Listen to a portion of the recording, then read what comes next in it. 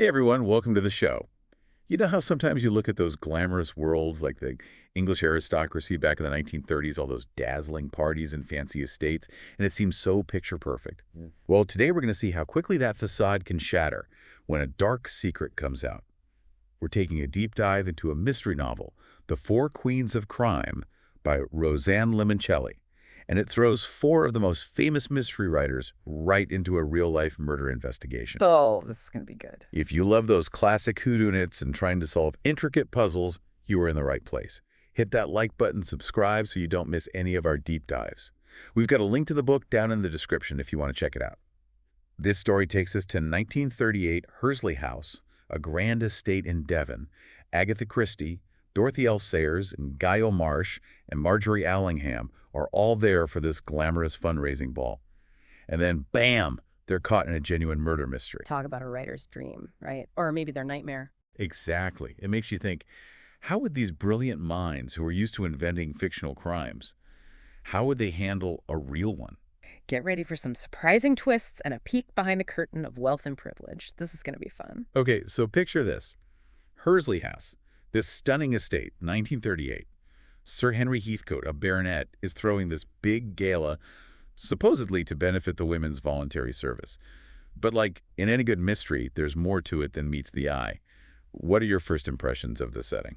Well, 1938 immediately jumps out at me. Europe's on edge, wars looming. Even though this is a gathering of the British elite, you can bet those global tensions are simmering beneath the surface. And then having the Queens of Crime there, not just as guests, but as hosts, that's brilliant. Oh, yeah, that's a great setup. It's like the author is saying, okay, let's see how these fictional detectives would do in the real world. I loved the little detail about Agatha Christie feeling like their nickname made them sound like some kind of criminal gang. It's a fun little nod to the reader, you know? It adds that self-awareness, like a wink to the audience. And the guest list itself is like a snapshot of British society at the time. You've got the aristocracy, politicians like Lady Stella Redding, she's based on the real founder of the WVS, and Sir Samuel Hoare, the Home Secretary, even his deputy, Rana Gupta.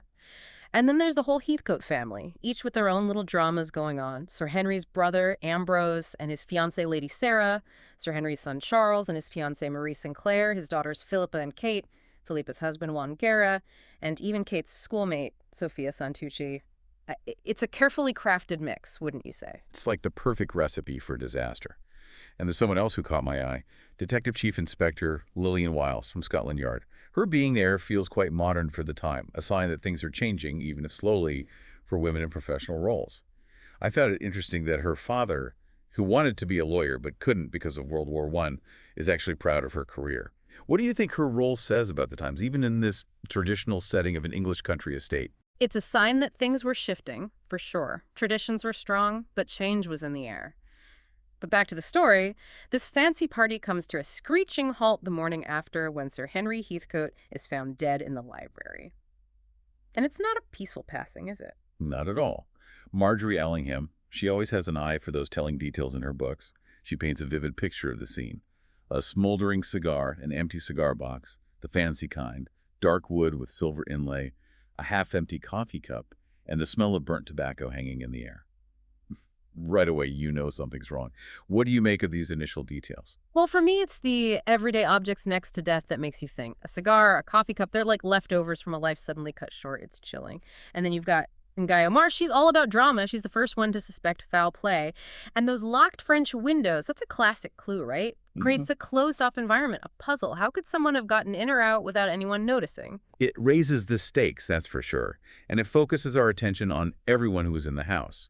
And Dorothy L. Sayers, she's always fascinated by the human mind. She's already watching everyone's reactions. She notices young Kate's distress, and she wonders about the last time Kate saw her father.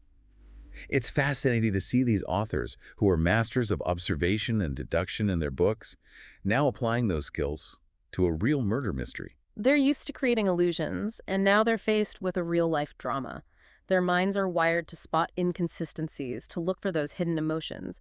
And pretty soon the official investigation kicks off when Detective Chief Inspectors Lillian Wiles and Richard Davidson show up from Scotland Yard, along with Sergeant Oliphant from the local police. So now the professionals are on the scene, but even before they start digging, we see how social dynamics are already at play. Lady Stella Redding, representing the upper crust, stresses the importance of discretion to Ambrose. She wants to avoid a scandal at all costs. What does that tell you about the priorities of this elite circle? Oh, it shows you how much they valued reputation, appearances. A scandal like this could ruin them, socially and financially. It's a reminder of how much power and influence they held. Now, the detectives get to work interviewing everyone, the family, the guests, the staff, and this is where things start to get really complicated. Let's talk about those witness statements. They're like puzzle pieces, some fitting neatly, others deliberately misleading. We hear from Wilson, the very proper butler, who last saw Sir Henry and Ambrose in the library around 3:30 a.m. after filling the cigar box. He mentions that Sir Henry usually carried a silver cigarette case, but sometimes used a leather one. He also states that Sir Henry had the only key to the French windows, although there might be a spare somewhere in the library. And he's adamant that he locked the library door after everyone left. What stands out to you in Wilson's account? Well, Wilson's laying out the basics, the cigars, the keys, the cigarette cases. But it's in those little details that the truth can often be hidden. Then there's Bridget, the housemaid. She brought coffee to the library around 7:10, locked the door when she left, and returned the key. But then she reveals that she and Bernard, the footman, were hiding in the library the night before while Sir Henry was in there with another man. Wow. Okay, that changes things. It does. Suddenly that locked room isn't so locked anymore, and we have secret witnesses. This just got interesting. It really did. Now we have Charles Heathcote, Sir Henry's son, who says he saw Kate and Sophia going to the rooms around 2:00 a.m. He then talked to his father in the library for about 20 minutes, and the main topic was Sir Henry's disapproval of Charles wanting to marry Marie because she's mixed race. Right away, we see a huge conflict within the family. What does this tell you about Sir Henry? He sounds like a man clinging to old prejudices, controlling his family's lives. It highlights those social barriers that existed back then and the pain they caused. People felt trapped, resentful, and sometimes desperate enough to do something drastic. And then there's Lady Sarah, Sir Henry's fiancée. She tells the detectives about a horrible encounter she had with him. They argued on the dance floor, and he broke off their engagement because her mother was Jewish. Another layer of bigotry, another motive. It's heartbreaking, and it adds to the list of people who might have wanted Sir Henry gone. Now, Rana Gupta, the Deputy Home Secretary, he brings a whole other dimension to the case. He reveals that Sir Henry's business dealings in India ruined his family, leading to his father's suicide. He even admits to trying to eavesdrop on Sir Henry during the party. Yeah, this is about more than just a personal grudge. It speaks to the lasting impact of past actions, how they can fuel present conflicts. Exactly. It's like a ripple effect. And Philippa Guerra, Sir Henry's daughter, she paints a picture of her father as a difficult man. He was in a bad mood, argued with her husband, Juan, about politics. She also confirms those past business dealings with Rana Gupta's father. It seems like Sir Henry wasn't exactly Mr. Popularity. Not at all. It seems he ruffled a lot of feathers. Even the younger generation had their issues with him. Kate, the younger daughter, got sent to bed early for having too much champagne. She and Sophia were told off for being too close while dancing. Sir Henry didn't think women should go to university, and he didn't like Sophia. Sophia confirms all of this, basically saying he was old-fashioned and judgmental. What did these smaller interactions reveal about the atmosphere at Hursley House? To me, it sounds stifling. Sir Henry's rigid beliefs created tension, especially with the younger, more progressive folks. It wasn't a happy hum. Now, let's not forget about our queens of crime. They weren't just sitting around watching. Right.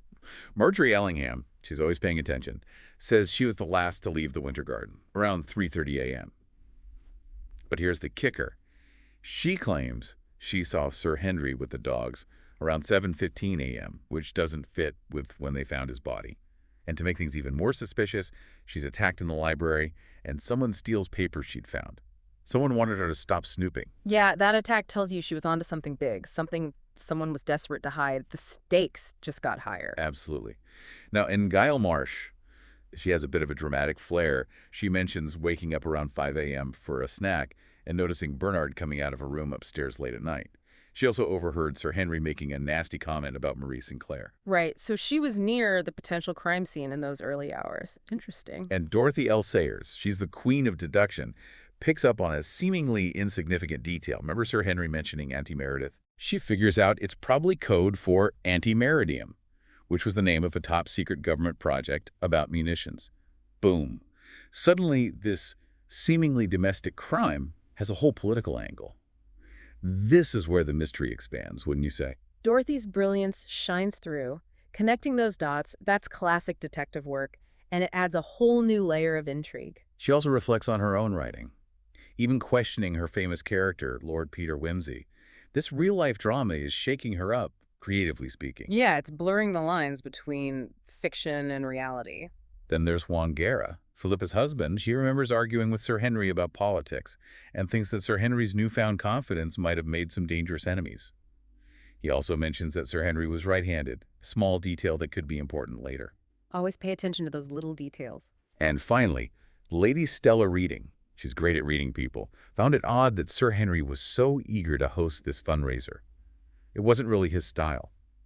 She also noticed he was particularly interested in people involved in her WVS projects, the ones related to preparing for war.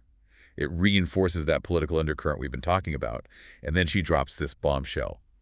A lot of people might not be too sad that Sir Henry's gone. She's basically saying he wasn't exactly well loved. Right. As the investigation continues, even more twists come out.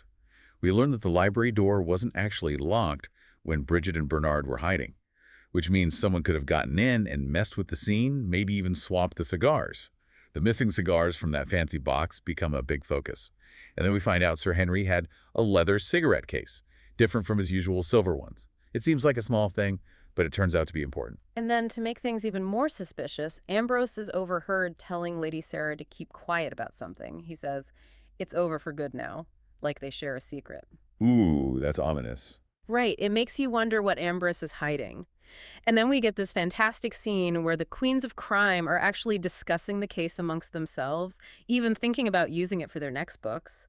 Margery jokes about whoever's closest to figuring out the killer gets to use the best details in their story. I love that. It's like a behind-the-scenes look at their creative process. It's a reminder that even in the face of tragedy, these writers are still thinking about their craft.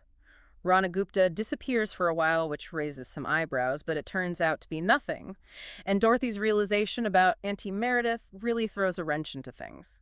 Sir Samuel and Rana Gupta are visibly shocked when she mentions it, showing how sensitive that government project was. And amidst all this chaos, people are still making connections. Richard Davidson mentions he's moving to Special Branch, and he and Ngaio seem to hit it off. They even talk about meeting up in London. Lillian notices this and feels a bit annoyed with the housekeeper, maybe because the stress of the case is getting to her. Right. Even in the middle of a murder investigation, life and relationships go on. We also learn more about how Sir Henry's prejudices affected those around him. Kate reveals he didn't want her to go to university and was planning to marry her off to someone. Sophia backs this up, saying he didn't like her modern ways. Charles and Marie have a private chat where it comes out that Sir Henry threatened to disinherit Charles from marrying Marie because of her background. And Philippa tells the detectives about her father's shady business dealings in New Delhi, the ones that hurt Rana Gupta's family, giving him even more reason to hate Sir Henry.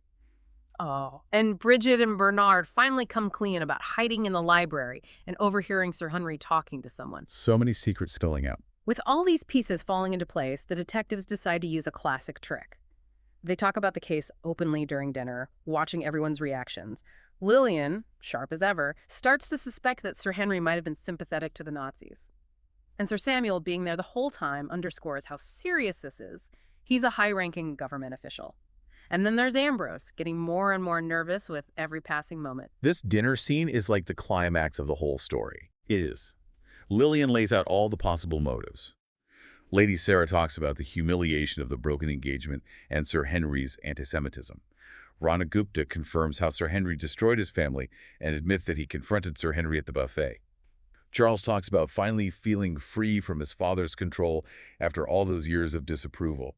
And Juan describes those fiery political arguments, highlighting Sir Henry's pro-Nazi views. And then the truth comes out. Ambrose breaks down.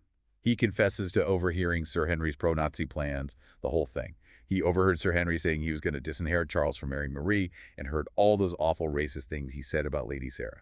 Ambrose, in a desperate attempt to protect his family and his country, admits that he poisoned one of Sir Henry's cigars. He used Nazi poison that he found in Sir Henry's leather cigarette case. Wow, a confession born out of loyalty and fear. A dark side of patriotism.